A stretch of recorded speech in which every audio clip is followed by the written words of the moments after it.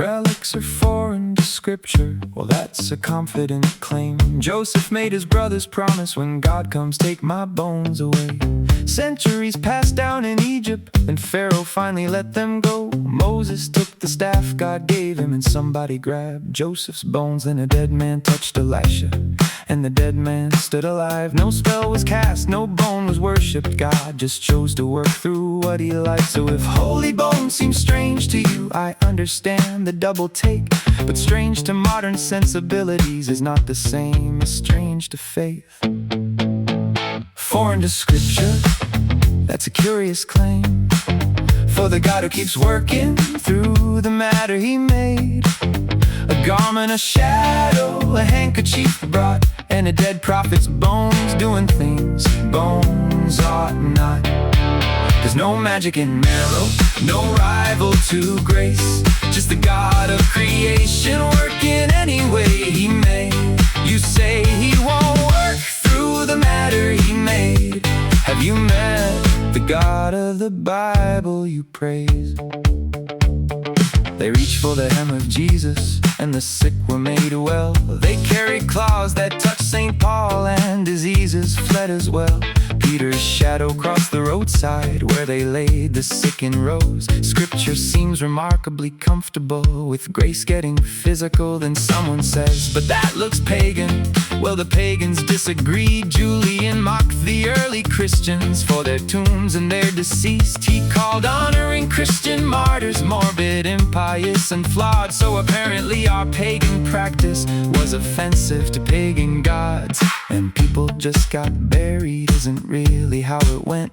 Jewish families came back later, when the flesh had been spent. They gathered up the bones they buried, cleaned and placed them carefully. A year of mourning, then the remains were handled by the family. That sounds strange to modern ears, maybe even grim or wrong. But foreign to my culture doesn't mean foreign all along. If first century Jewish burial makes your modern stomach turn, maybe modern taste is not the test by which the scriptures should be learned.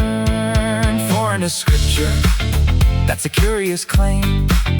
For the God who keeps working through the matter he made. A garment, a shadow, a handkerchief brought, and a dead prophet's bones doing things bones ought not. There's no magic in marrow, no rival to grace. Just the God of creation working any way he may. You say he won't work through the matter he made. Have you met the God of the Bible you praise?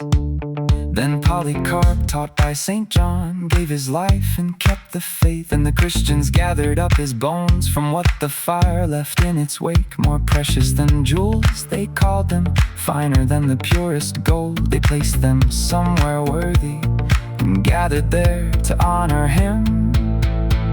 That's not some medieval legend, not 1,000 years removed. That's the church, still close enough to John to know what Christians knew. They worshiped God and honored martyrs. They knew the difference perfectly. The saints were never little gods. Their holiness belonged to Christ the King.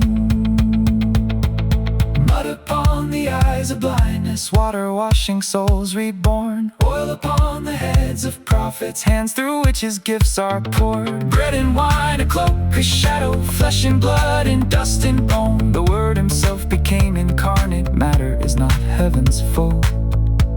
If a faith this physical offends you, there's a bigger question underneath. Maybe your problem isn't relics.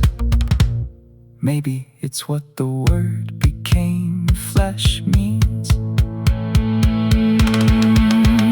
Foreign to scripture, that's a curious claim. When Joseph's bones left Egypt and Elisha's raised the slain, they reached out for his garment, carried cloth St. Paul had touched. God has never needed matter, but he sure does use it much.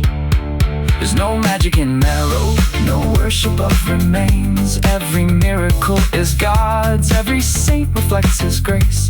These bodies were His temples, and He'll raise them on that day.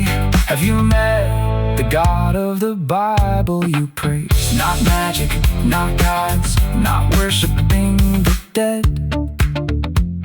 The Word became flesh, and He isn't finished with the flesh yet.